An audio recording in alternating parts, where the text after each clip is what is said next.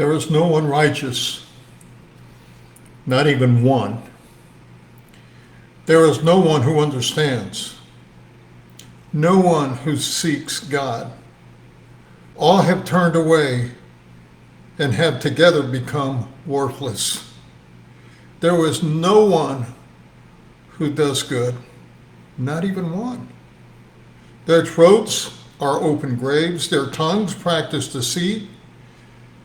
The poison of vipers is on their lips. Their mouths are full of cursing and bitterness. Their feet are swift to shed blood. Ruin and misery mark their ways, and the way of peace they do not know.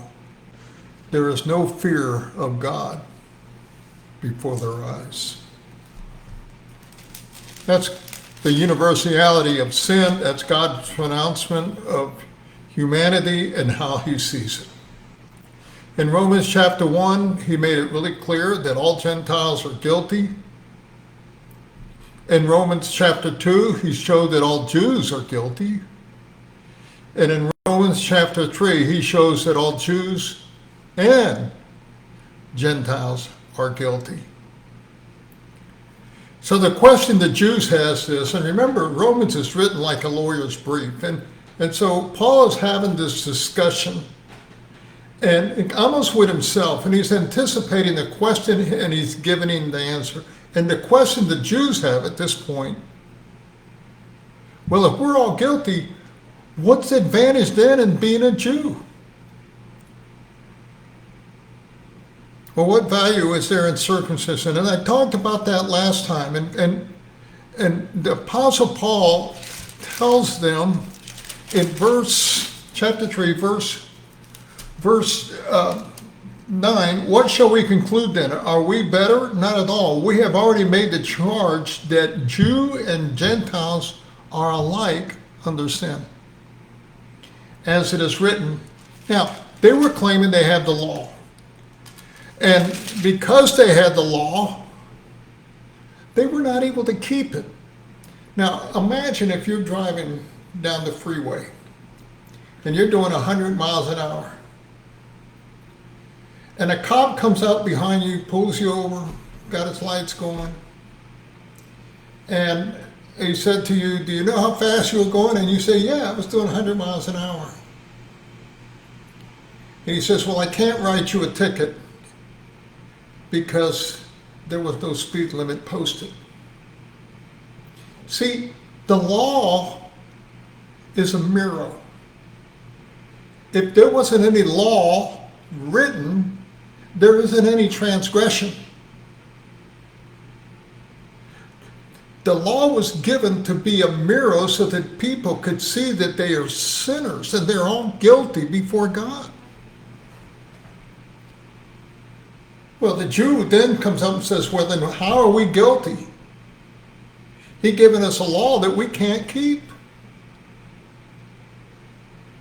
So then they begin to question the fairness of God. How fair is that of God to do that? And the Apostle Paul says then, but if our unrighteousness brings out God's righteousness more clearly, what shall we say? That God is unjust in bringing his wrath on us? Certainly not. If that were so, how could God judge the world? Someone might argue, if falsehood enhances God's truthfulness and so increases his glory, why am I still condemned as a sinner? You see the questions that are asked here? They're logical questions that a Jew or anybody would have in their mind. How can you condemn me, God, by giving me a law that you know that as a sinner, and I have this sin nature, that I cannot keep completely all the time? And he already said that if you violate one law, just one, you're guilty of them all. So in order to be righteous before God, you must keep all the laws perfectly all the time for the duration of your life. Well, how can anybody do that? You can't. God knows that. That's why he says, You know, and so people right away, they come up with all kind of ideas as to how they can kind of, you know,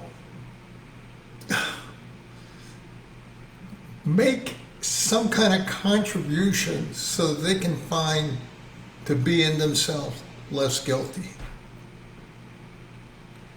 That's what they try to do with religion. That's what they try to do with idol worship. That's what they try to do with performance-based works.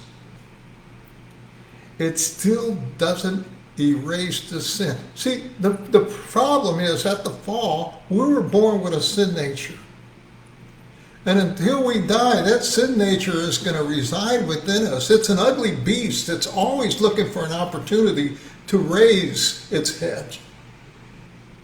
We cannot eradicate the sin nature. The best we can hope to do is maintain it. Just maintain it, but it always wants to break out. Always. And you know it does. And God knows that. He's given us a law we can't keep. He knows that in and of ourselves, we are guilty.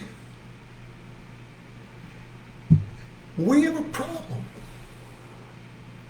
That's what the Apostle Paul is doing in chapter 1, 2, and 3. He's trying to show people that their condition is hopelessly lost.